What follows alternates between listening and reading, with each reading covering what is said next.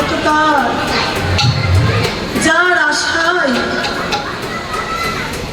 আমি বসেছিলাম, এতদিন আমি যার ভজন করেছি, কিন্তু কাছে পেয়ে আমি তাকে চিনতে পারিনি।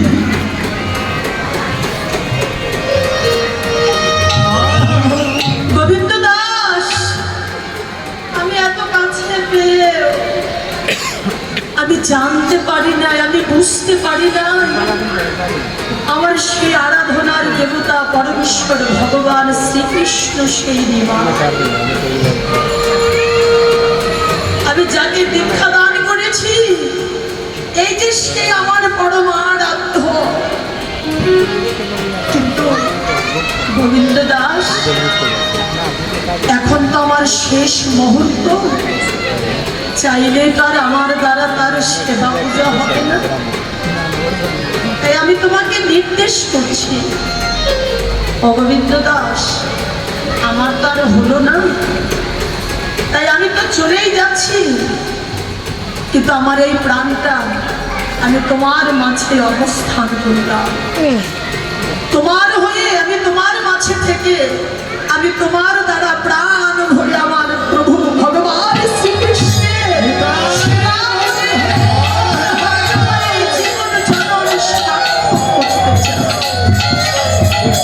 আমি তোমার মাঝে থেকে আমি প্রভুর সেবা করি। এখন গুরুদেবের ইচ্ছা আমি এইভাবে আর পাচ্ছি না, তাই তোমার মাঝে থেকে আমি আমার প্রভুর চরণ সেবা করে আমার সেই অভিলাষ পূরণ করতে চাই। গোবিন্দ দাস এই কথাটি প্রভুর কাছে প্রকাশ করে, কিন্তু গুরুদেব এটা বলেছেন, এতদূর কিছু বলেছেন সেটা বলেন যে আমার গুরুর নির্দেশ, আমাকে তোমার শ্রী চরণ সেবা করতে হবে, তুমি আমাকে সেই অধিকার থেকে বঞ্চিত করবে না। বললে তখন কি করেন, গোবিন্দ দাসকে সেই থেকে দিলেন তার শ্রীচরণ সেবার অধিকার। সারাদিন প্রভু হরিনাম সংকীর্তন আনন্দ করে, ভগবত সঙ্গ করে যখন সন্ধ্যাকালে ঘরে ফিরে আসেন, হ্যাঁ, গোবিন্দ দাস কি করে, আমার প্রভুর সেবা দিয়ে প্রভু যখন বিশ্রামে যান, গোবিন্দ দাস গিয়ে প্রভুর শ্রীপাদ পদ্ম সেবা করে প্রভু যখন নিদ্রিত হন, তখন ওই অবসর সময় এসে প্রভুর ওই পাত্রে বসে প্রসাদ পায়, তারপর সে বিশ্রাম করতে যায়। একদিন ভগবান অন্তর্যামী, সবই তো জানেন, একদিন প্রভু মনে মনে ভাবলেন, গোবিন্দ দাস, তুমি যে আমার সেবা করার জন্য এতটাই উৎসাহী হয়েছ, আসলে আমার প্রতি যে তোমার সেবা করা, এই সেবাটা আদৌ কি অন্তর থেকে নাকি বাইরের লোক দেখানো সেবা? দেখি সত্যি কারণ থেকে তুমি আমাকে কত ভালোবাসো। ভগবান দেখবেন যাকে বেশি করে ভালোবাসে, ভগবান তার পরীক্ষাটাও বেশি করে নেয়। এটা হলো ভগবানের ধর্ম, তাই না? দেখবেন যারা ভগবানকে বেশি ভালোবাসে আর ভগবান যাদেরকে বেশি ভালোবাসে, তাদের পরীক্ষা বেশি করে দিতে হয়। তাদের এত পরীক্ষা দিতে হয় যেন পরীক্ষা দিতে দিতে দিতে দিতে দিতে সীমার অতীত হয়ে যায়। যেমন স্বর্ণবার সোনা পরীক্ষা করে, সোনা ঘাঁটি করে,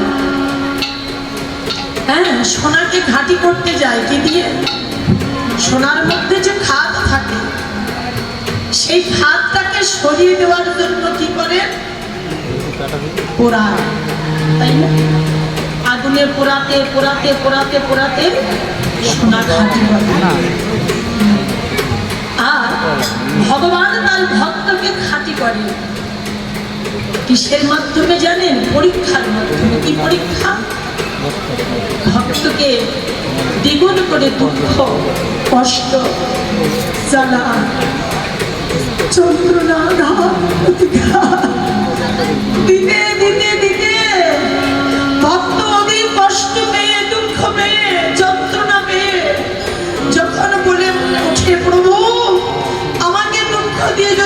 সুখ পাও, তুমি যদি সুখে থাকো, তুমি যদি আনন্দ পাও, শান্তিতে বাস করতে পারো, প্রভু তোমার সুখ হবে আমার জীবনের পরম সুখ। শুধু এই কথাটুকু বলবো, তুমি যত দুঃখই দাও, তোমার দেওয়া দুঃখ ও প্রভু সইবার মতো তুমি শক্তিটুকু দাও। তখন ভগবান দেখবেন ওই ভক্তের আশানো দাস হয়ে যাও। দুঃখ কষ্ট দিয়ে ভগবান ভক্তকে খাটি করে।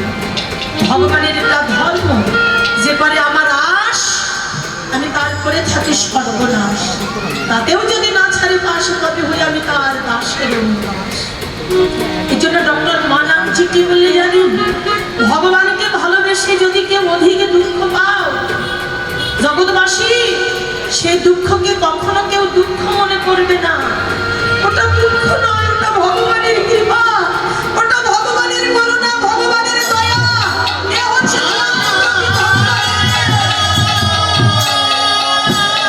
হৃদয়ের গভীর ভালোবাসা। তোমাকে বেশি ভালোবাসে, তাই ভগবান তোমাকে বেশি করে দুঃখ দেয়, তাই ভগবান তোমার বেশি করে পরীক্ষা দেয়। বিচলিত হবার কিছু নেই। তো গোবিন্দ দাসের ভালোবাসাকে পরীক্ষা করার জন্য প্রভু একদিন করেছেন কি, হরিনাম সংকীর্তন আনন্দ করে ফিরে এসে সেবা নিয়ে যখন বিশ্রামে গেছে, ওই বিশ্রাম মন্দিরে দরজার সামনে এমন করে শুয়ে পড়েছেন, একজন যে ঘরে প্রবেশ করবে সেই অবস্থাটা তার ছিল না। ওই ঘরে প্রবেশ করতে হলে তাকে ডেকে প্রবেশ করতে হবে। এদিকে গোবিন্দ দাস মনে মনে চিন্তা করছেন, প্রভু বিশ্রামে গেলেন, যাই খানিকটা প্রভুর শ্রীচরণ সেবা করে তারপরে সে প্রসাদে পেয়ে আমিও বিশ্রামে যাব। এবার গোবিন্দ দাস প্রভুর সেবা করতে এসে যখন ওই মন্দিরের দরজায় দাঁড়িয়েছে, এসে দেখতে পেলে না, প্রভু আবার এমন করে শুয়ে পড়েছে, শয়ন করেছেন, যেন প্রবেশ করার মতো কোনো অবস্থা নেই। হ্যাঁ, অনেকক্ষণ দাঁড়িয়ে চিন্তা করছে, প্রভু যেভাবে শয়ন করেছেন, আজকে ভিতরে আমি যেতেও পারবো না, আমাকে দিয়ে আজকে প্রভুর সেবাও হবে না। আসলেও কি আমি আজ সেবা বঞ্চিত হয়ে যাব? আজকে যদি আমার প্রভুর শ্রীচরণ সেবা করা না হয়, আমি আমার গুরুদেবের কাছে অপরাধী হয়ে যাব। আমি গুরুদেবের কাছে কথা দিয়েছি, সেই কথা আমি রাখতে না পারলে আমার অপরাধ হবে না। অপরাধ হলেও আমার হবে, কিন্তু সেবা আমাকে করতে হবে। কি করলেন? একটা কাপড় প্রভুর গায়ের উপর থেকে ফেলে দিয়ে প্রভুকে ডেঙ্গিয়ে পার হয়ে, প্রভুকে ডেঙ্গিয়ে পার হয়ে প্রভুর শ্রীচরণের পাশে বসে বসে গোবিন্দ দাস প্রভুর চরণ সেবা করলেন। চরণ সেবা করতে করতে প্রভু যেন ঘুমে অচেতন পাশে, গোবিন্দ দাস চুপচাপ সেও ঘুমিয়ে পড়েছে। হঠাৎ করে আমার প্রভু যেন ঘুম ভেঙে গেল। গভীর রাত্রে গত হয়ে যাচ্ছে, হঠাৎ করে ঘুম থেকে জেগে উঠে দেখতে পেলেন, সে কি গোবিন্দ দাস আমার চরণের পাশে। ও গোবিন্দ দাস, কি ব্যাপার, তুমি যে এখানেই রয়েছ? প্রসাদ পাওনি, বিশ্রাম করতে যাওনি? বলছে না। কেন? তো তুমি এতক্ষণ এখানে আছো কেন? বলছে তুমি যেভাবে দরজার সামনে শয়ন করেছ, আমি যেতে পারলে তো প্রসাদ পাবো, বিশ্রামে যাব, এইভাবে কেউ কখনো শয়ন করে? ও তাই তো, কিন্তু ও গোবিন্দ দাস, মানছি তুমি যেতে পারোনি, কিন্তু তুমি এখানে এলে কেমন করে? বলছে কেন, আমি তোমাকে ডেকে দিয়ে এসেছি। ও তুমি আমায় ডেঙ্গিয়ে আসতে পারলে, আর আমায় ডেঙ্গিয়ে তুমি যেতে পারলে না। প্রভুর কথা শুনে গোবিন্দ দাসের চোখ দুটো জলে ভরে উঠল। অস্ত্র সজল নয়নে কড়কুটে বলছে, প্রভু আমি তোমাকে ডেঙ্গিয়ে এসেছিলাম গো। আসলে সেটা কেন জানো?